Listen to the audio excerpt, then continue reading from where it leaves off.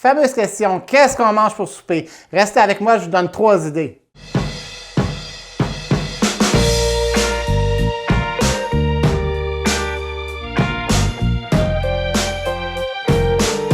Les 3 recettes pour cette semaine. La première, pour souper, une recette très rapide, du poulet pizza. Les enfants vont adorer ça. La seconde, un divin parisien, un plat de pâtes, toujours aimé, toujours apprécié. Et le troisième, un couscous aux légumes et au saumon. Et c'est ce que je vous montre immédiatement. Alors donc, les ingrédients pour faire cette recette-là, ça vous prend des légumes. Peu importe les légumes. Moi ici, je vais avoir de la courgette, du poireau, de la carotte, du céleri, du saumon, du poivron. Et pour finir, une fois que ça va être tout est cuit, on va en rajouter de la ciboulette et d'oignons verts, c'est-à-dire, et puis du persil. Puis il y aura du couscous qu'on va faire cuire, évidemment, et du bouillon. Et pour faire mariner le tout, petit truc, vous n'en perdez pas à personne, un petit classique, une vinaigrette tomate oregano de notre ami faiseur de vinaigrette. Parce que donc, pour commencer, je vais mettre tout dans un bol les légumes. Je vais mettre le poireau pour les faire mariner avec le saumon, le poireau, les courgettes, le poivron, le saumon,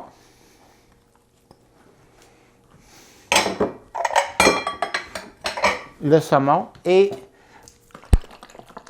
une fois que c'est fait, alors on prend notre vinaigrette, on va prendre environ 2 tasses de vinaigrette, OK, presque la moitié de la bouteille. Qu'on va mettre là-dedans. C'est vraiment extraordinaire parce qu'avec ça, vous allez avoir toutes les saveurs de tomates, d'origan, d'oignons, d'ail, tout ça. Vous allez voir un mélange très intéressant. Parce qu'on brasse tout ça, ça sent déjà bon. Ça fait presque une salade de saumon. Et tout ça, on va le faire en 2 temps de cuisson. Cette partie-là, on va la faire sur une plaque au four. C'est le temps de sortir vos convections. Alors, vous mettez ça sur convection roast, OK? À peu près 400 degrés. Il faut que ça rôtisse, il faut que ça cuise quand même assez vite, il faut que ça soit intense, il faut que ça vienne griller. Donc, ça ici, je vais mettre ça sur ma plaque. Comme ça, je vais étaler ça un petit peu.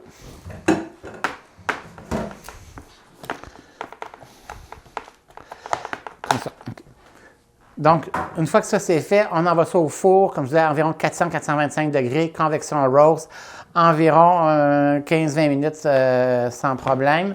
Et puis, après ça, on va s'attaquer aux légumes puis couscous. Donc, j'envoie ça au four. Pendant ce temps-là, on va faire cuire les céleris et les carottes. Si je n'ai pas mis les céleris et les carottes, c'est tout simplement parce qu'évidemment, ces légumes sont un peu plus durs à cuire. Donc, je préfère une cuisson faite sur la cuisinière qu'au four parce que ça va être trop long et les légumes vont rester durs. Donc, pour les faire, on va mettre un peu de beurre. Donc, une petite lisière de beurre. Vous vous souvenez de mon truc, on met toujours un peu de bouillon dans le fond. Je vais partir ça. Je vais partir ça comme ça. Les légumes vont quand même caraméliser avec le beurre, vont brunir un peu, mais ils ne brûleront pas. Il y en a qui mettent de l'huile. Moi, je préfère la version bouillon. Le bouillon va s'évaporer, puis en plus, va donner une saveur intéressante aux légumes. Et puis, le même effet va se produire, puis c'est moins calorique aussi. Donc, une fois que c'est fait, on met les carottes, le céleri. OK, de chaque légume, vous avez remarqué, c'est environ 2 tasses de légumes. Qu'on prépare pour la recette. C'est sûr que ça va faire une bonne portion. Vous en allez avoir pour 6 à 8 personnes sans problème. Le saumon, c'est environ 3-4 tasses de saumon. Si vous voulez, vous pourriez le faire avec des crevettes sans problème. Vous pourriez le faire aussi avec des cubes de poulet parce que le poulet va cuire assez rapidement aussi. Ça fait qu'on va faire cuire ça. On va faire attendrir les légumes. Après ça, une fois que ça va être fait, puis ça cuit, les légumes au four, bien, on va préparer notre couscous qui va prendre quelques secondes parce que le couscous, ça gonfle, ça cuit dans l'instant même. On est rendu à mélanger nos 2 éléments, le saumon qui a grillé dans le fourneau et les légumes qui ont cuit sur le rond. Et avec les légumes cuits sur le rond, on va au préalable préparer notre couscous. Donc, couscous, c'est pas compliqué. Quantité égale de liquide et de couscous. Donc, ce qui fait en sorte que vous pourriez le faire avec soit un bouillon de poulet, un jus d'orange si vous voulez le servir avec un poulet, ce serait excellent. On pourrait le faire avec de l'eau aussi si vous préférez, ou un bouillon de légumes si vous êtes vegan, par exemple. Alors, ici, je vais préparer une tasse de couscous cru. Donc, je vais mettre une tasse ici de bouillon qu'on va porter à ébullition. Puis, je vous le dis, ça cuit instantanément le couscous. Je ne sais pas si tout le monde vous avez déjà préparé ça, mais c'est vraiment quelque chose de rapide à faire. Je vais juste attendre quelques secondes que le bouillon bout comme il faut là, pour... Puis quand il est prêt, le couscous, quand on le fait bouillir, on met le couscous, puis il faut le brasser, sinon ça a tendance à vouloir prendre en pain. Puis c'est ce qu'on veut pas. On veut qu'il reste en granules, on veut le voir détaché comme c'était, exemple, du riz. Quand vous préparez du riz, là, et non pas le voir un pain comme une polenta. Je vous disais tantôt qu'on peut prendre des bouillons différents. Avec du jus d'orange, c'est vraiment excellent pour servir avec du poulet, un poulet grillé. On pourra peut-être faire une recette à un moment donné avec poulet grillé. Un peu sucré, là, c'est vraiment divin. Dans la recette, c'est évidemment, ce qui donne la saveur à tout ça, c'est ma fameuse vinaigrette tomate oregano. Mais si vous préférez, vous pourriez le faire aussi avec soit une marinade faite avec de l'huile d'olive, des fines herbes ou des herbes que vous aimez ou des épices un peu plus marocaines comme du cumin ou de la coriandre, peu importe. Mais je laisse bien libre à vous, mais comme le titre d'émission, c'est expressément en cuisine, donc il faut faire des choses rapides et comme on a faim pour souper, il faut aller vite. C'est pour ça que je vous proposais la fameuse vinaigrette. Ça bout déjà dans ma casserole. Je vais rajouter la même quantité de couscous, soit une tasse aussi. On va la laisser bouillir pour continuer l'ébullition. On va brasser.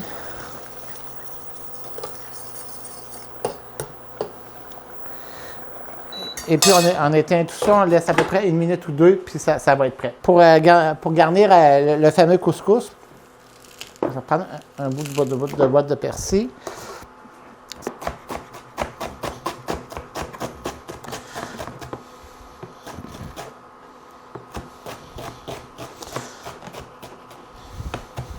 Donc, le persil sera là pour ajouter un peu de fraîcheur à mon plat, évidemment, de couleur, c'est sûr, mais un peu de fraîcheur de goût de persil. Je vais juste regarder en passant un peu le couscous. Comme vous voyez, il est déjà prêt. C'est déjà gonflé tout. Je sors le saumon. Le saumon qui a grillé, qui a cuit, ça a pris environ 20-25 minutes pour griller tout ça. Parce que tout ça, vous pourriez préparer ça de la veille si ça vous tente. Ma préparation dans un bol.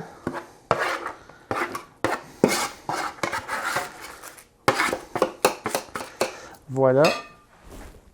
Je vais ajouter à ça mes oignons verts. Je vais en enlever environ une demi-tasse. Je vais ajouter une partie du persil. Je vais rajouter aussi quelques tomates cerises en garniture. Et le fameux couscous qui était prêt, qui était cuit déjà. On peut le brasser un petit peu pour le détacher.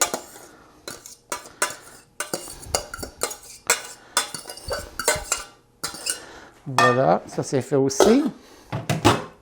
Pour le rendre un peu plus onctueux, un peu plus de saveur, je vais rajouter un peu de sel et poivre. Parce qu'au début, vous vous souvenez que je n'avais pas mis dans les légumes quand je les ai fait mariner.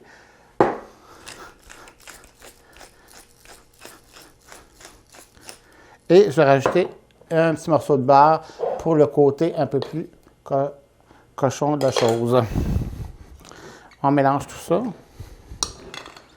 Donc, ça vous fait un plat. Vous pouvez le servir avec une salade avec des verdures, de la menthe à l'intérieur, de la ciboulette. C'est super intéressant. Donc, je vais faire une petite présentation avec ça ici. On va faire...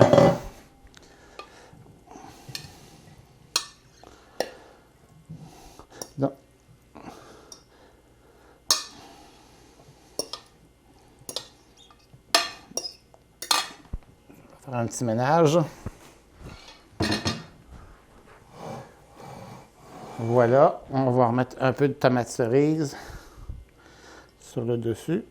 Je vais finir avec Un petit peu plus de ciboulette. Et mon fermé percé. Alors, pas pire, hein, pour une idée pour souper, je vous en montre un autre.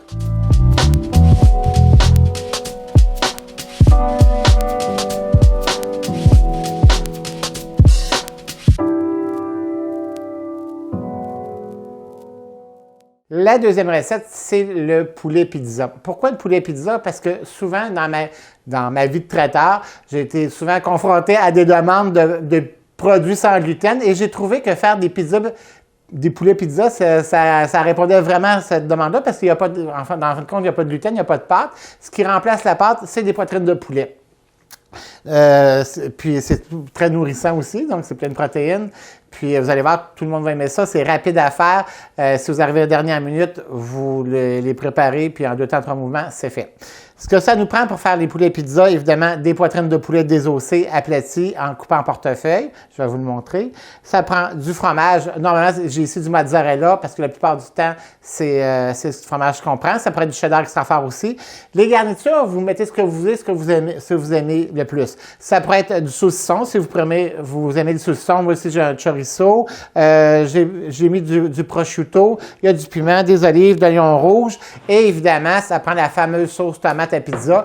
Mais petit truc, il y a des bonnes compagnies qui en font rapidement. Si vous voulez la faire maison, il n'y a pas de problème. Mais n'oubliez jamais que le titre d'émission, c'est Expressément Cuisine. Ce que je commence déjà la recette, c'est qu'on prend des poitrines de poulet qui sont coupées, qui sont entières comme ça. On les coupe en portefeuille, on les rouvre en 2.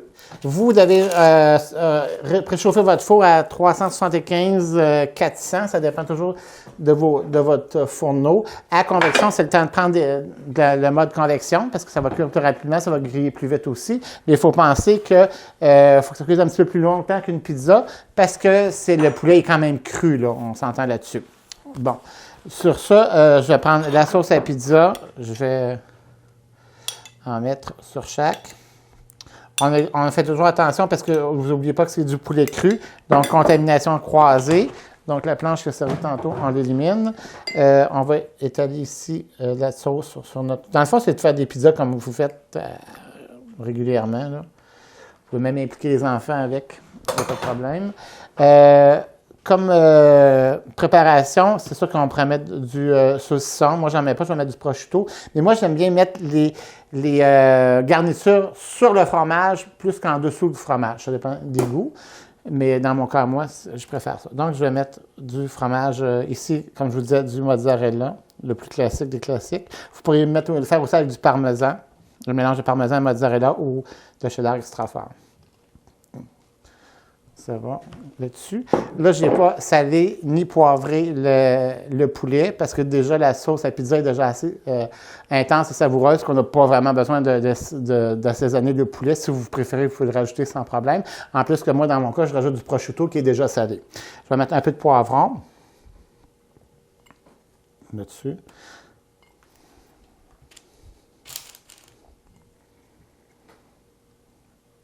Comme ça. Je vais mettre des olives. Je vais garder le prosciutto en dernier parce que je veux que le prosciutto soit un peu grillé, qu'il fasse un peu un effet de bacon, si on se comprend bien, là.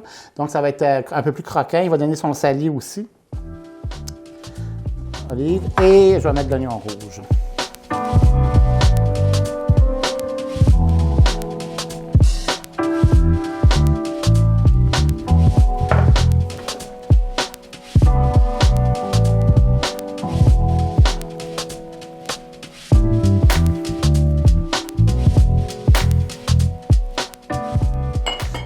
Voilà.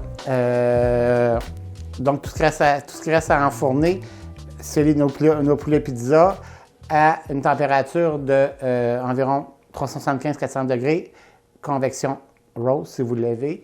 Et puis, ça va prendre peut-être environ une vingtaine de minutes. 25 minutes environ plus tard au four, les pizzas sont prêtes. Ça peut varier un petit peu dépendamment de l'épaisseur que vous allez avoir mis le poulet puis de la garniture que vous avez mis dessus, mais normalement, entre 25 et 32 minutes, c'est à peu près la moyenne pour que les pizzas soient prêtes. Parce que je sors tout ça, bon, on va pouvoir y goûter. Oh mon Dieu, ça sent bon. Bon, c'est ce que ça donne comme pizza. Ça ressemble à une pizza là, comme à croûte normale. Parce que si vous pouvez voir, je vais juste prendre des fourchettes. Puis tu sais, quand on voit que ça se détache bien, OK? Puis on voit le fromage aussi, tout ça. Ça fait que je vais en prendre une pour y goûter. Je ne peux pas résister. Fait que voilà. Ici, je me permets. Vous voyez, le poulet juteux moelleux aussi. Il ne faut pas trop les surcuire non plus parce qu'à ce moment-là, le poulet va être vraiment, va peut-être être sec pour manger. C'est vraiment bon. Délicieux. Vraiment. Parce que donc, voilà pour les poulets pizza. Les enfants vont aimer ça. Tout le monde va aimer ça. Vous pouvez agrémenter ça d'une salade, puis d'un petit dessert, puis votre souper est prêt. On va au troisième.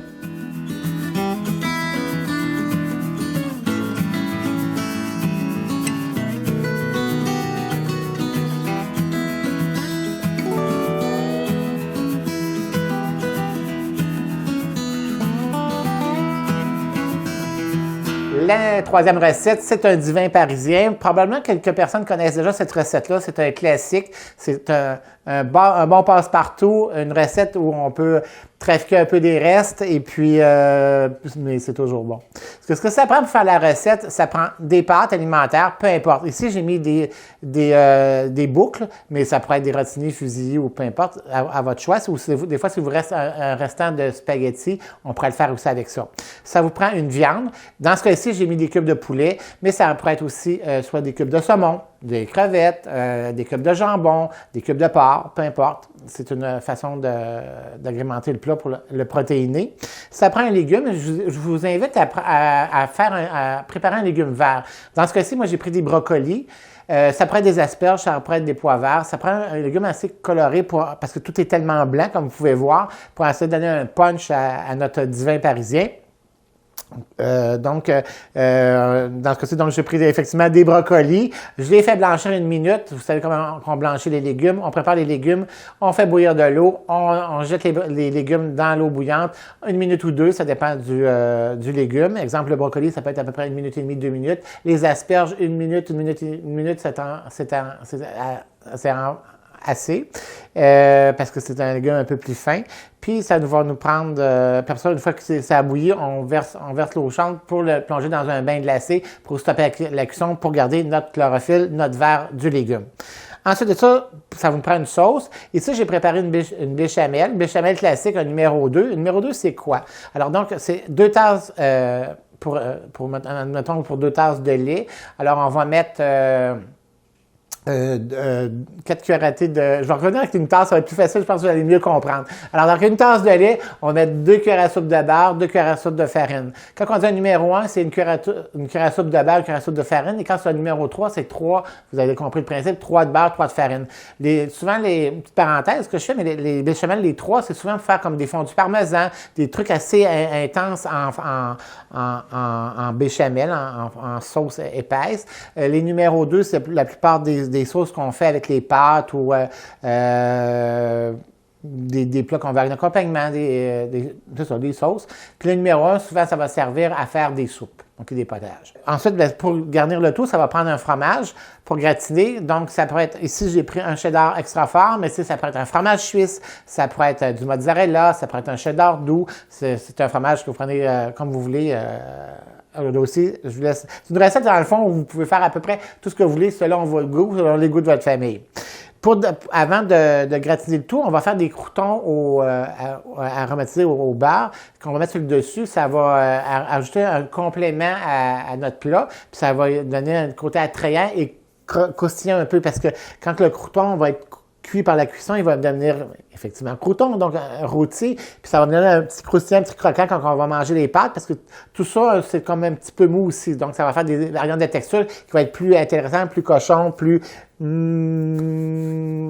alléchant. Pour faire des croûtons, on a besoin de beurre fondu avec des épices. Je vais rajouter des graines de céleri, de la ciboulette dedans pour donner un peu de saveur. Vous pouvez les poivrer un peu, mais je sais que souvent, pour les soupers de semaine avec les enfants, des fois, le poivre, c'est un petit peu plus olé-olé, il faut faire attention.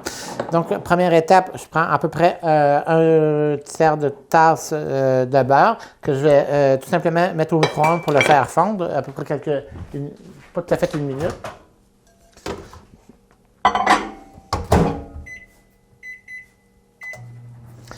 Bon, pendant ce temps-là, pendant que ça va fondre, on va commencer à préparer notre plat. Donc, ça vous prend un grand plat familial. Si vous préférez, vous pourriez le faire en portion individuelle. Vous pouvez facilement le préparer la veille aussi sans problème. Donc, je vais prendre les pâtes que je vais mettre au fond.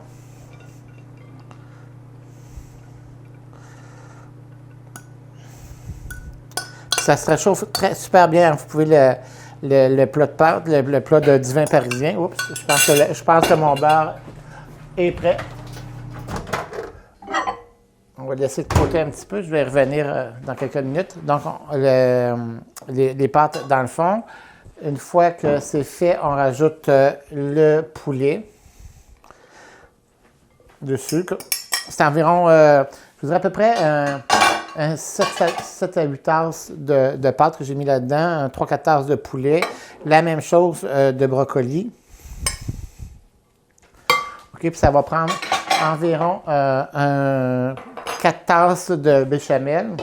Je vais y aller un petit peu comme ça, là. Peut-être souvent, la béchamel paraît un peu épaisse, mais c'est parce qu'elle est froide. Puis une fois réchauffée, c'est sûr que ça va se liquéfier. Donc, j'ai à peu près 4 tasses de béchamel. Si vous préférez aussi, au lieu de faire une béchamel, vous pourrez faire un velouté. Ce qu'on appelle un velouté, c'est une partie, la même quantité que je vous donnais tantôt pour faire les 1, 2, 3. Mais au lieu de mettre strictement du lait, vous combinez soit, exemple, mi-bouillon de poulet, mi-lait. Ça veut dire que pour faire une tasse de sauce, vous allez mettre une demi-tasse de bouillon de poulet, une demi-tasse de lait. Ou encore une demi-tasse, si c'est quelque chose avec du poisson, on aurait pu faire, comme je disais, avec du saumon ou des crevettes. Alors, on pourrait mettre une demi-tasse de fumée puis une demi-tasse de lait pour faire le velouté. Ça a un petit peu plus de saveur, effectivement. Bon, ça, une fois que c'est fait comme ça, je vais mettre ça là. On va mettre du fromage.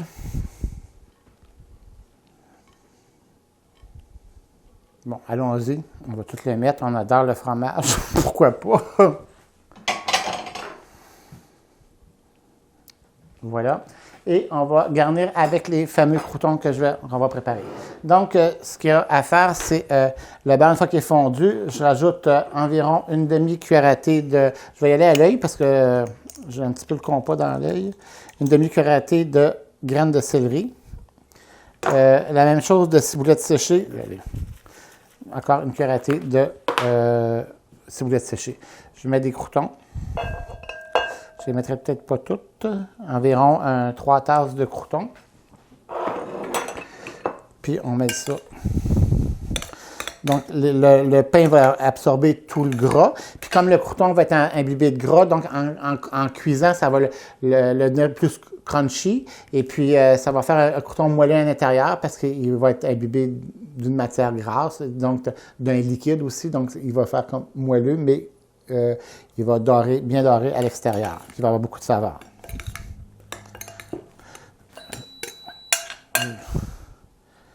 On verse ça comme ça sur le dessus. Et voilà, le plat est prêt.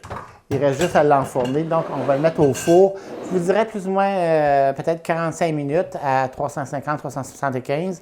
Le temps que ça réchauffe ça, puis ça cuit bien. Puis vous allez voir, on va écouter tantôt, ça va être un autre plat vraiment délicieux. On va sortir notre fameux divin parisien du fourneau 45 minutes après. Ça dépend toujours aussi de quelle casserole vous allez prendre. C'est sûr que moi, j'ai une casserole quand même qui est assez épaisse. Ça peut être un petit peu plus long à cuire. Ça peut aller à 50-52 minutes. Je vais peut-être tricher un petit peu. Mais à la maison, si vous prenez une casserole plus basse, ça peut prendre juste 40 minutes ou 30 minutes. Ça dépend du contenant que vous allez prendre. Mais regardons ce que ça donne. Et voilà. C'est ce que ça donne notre casserole.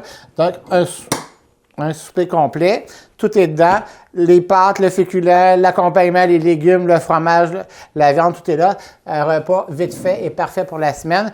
Autant que le couscous de saumon, vous n'oubliez pas qu'on peut le faire aussi avec du poulet ou des crevettes ou des cubes de porc, peu importe, comme vous voulez. On peut mettre les légumes qu'on veut. C'est des variantes. C'est pour vous montrer qu'est-ce qu'on peut faire. Et évidemment, les fameuses poulet pizza qui sont bien appréciés. Surtout, je pense que les enfants vont adorer ça. Vous pourriez les servir aussi avec des pommes de terre grillées au four, avec de l'huile un peu. On les envoie au four, ça ferait un peu comme une frite. Ça serait excellent avec ça. Ceci étant dit, vous n'oubliez pas non plus d'aller voir mes recettes. Tout est là sur le site de la tvcbf.tv.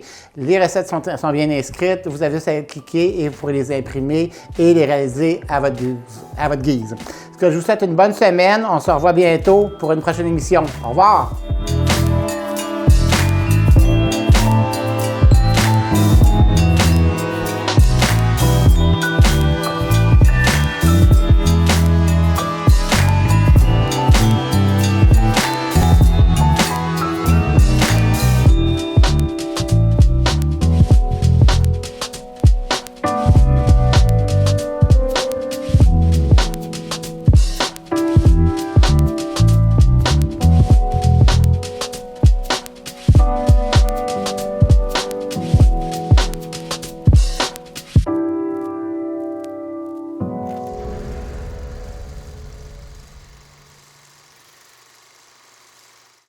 La tomate a créé il y a quelques années un très gros débat. Fruits ou légumes? Mais non, c'est pas un fruit, là. Franchement, je me fais des sandwichs avec ça puis j'en mets dans mes salades, là.